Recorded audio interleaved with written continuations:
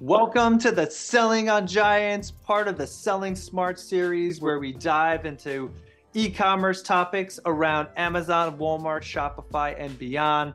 Today's focus is a 1P Amazon Vendor Central policy. Amazon's crap, can't realize actual profit or any profit policy, and how a solid minimum advertised price map strategy can shield your products from becoming unprofitable. Let's explore actionable insights to enhance your e-commerce success. So to dive in, what is Amazon's crap policy? Amazon crap, that's right, crap, can't realize any profit policy targets products that yield low margins, specifically on the Vendor Central platform. Generally, these products could have high shipping costs, they could suffer from high return rates, or they could just be a low price point item. Consider products like under $15, small quantity, high volume.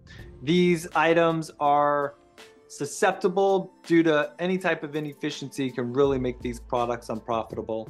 But there's all other types of reasons that your products, if you're selling through Vendor Central, may get the crap designation, which is something we want to avoid. We now know that Amazon is, when they buy your products, they are measuring profitability. They're going to use some net PPM standard as a baseline, and obviously you have your profitability from there. And one of the top reasons we find that these brands get that crap designation is because they have poor MAP policy, and that's minimum advertised price policy. And what we have found generally with brands that are a little larger, so maybe they're already in brick and mortar retail and they're also selling online, and their website does as well, if not better than their Amazon's third fiddle. So they don't have the opportunity to get access to as much inventory, for example, as their website or their direct to consumer channels. And therefore it's kind of a fight.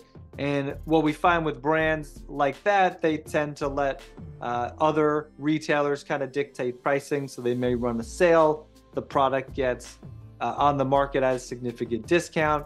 Amazon sees that, they cut back on their price to match it because they want to match the lowest price. It eats into the profit margin. Then your products get designated as crap. They can't realize actual profit. They cut off your PPC. You lose the buy box, and it becomes really a big mess. And it's painful to clean up from it, and it's going to cost you in the end in purchase orders and getting Amazon to consistently buy that product. What's the importance of a good MAP policy? A robust MAP policy is essential for maintaining price integrity and protecting your brand values, especially in e-commerce settings. So typically what we see when brands have issues around their crap policy, it's usually they have a lot of resellers.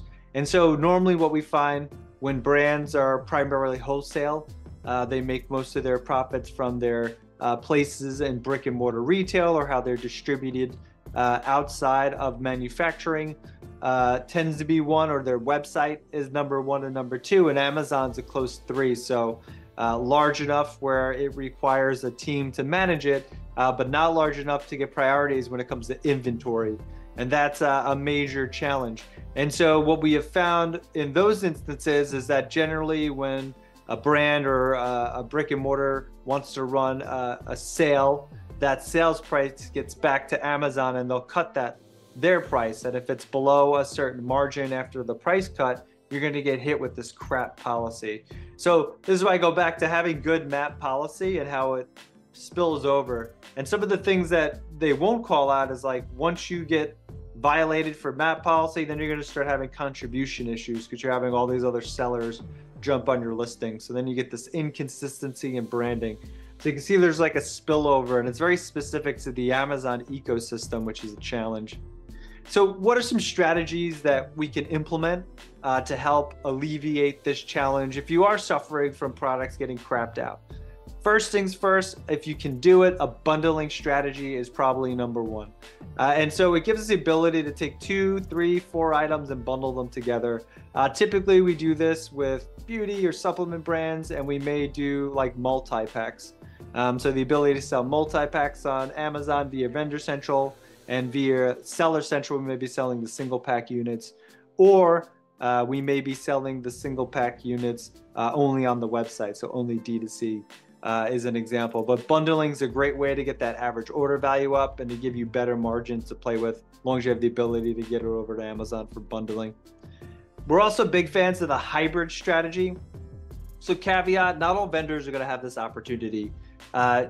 Some contracts have stipulations where you're only able to sell through vendor.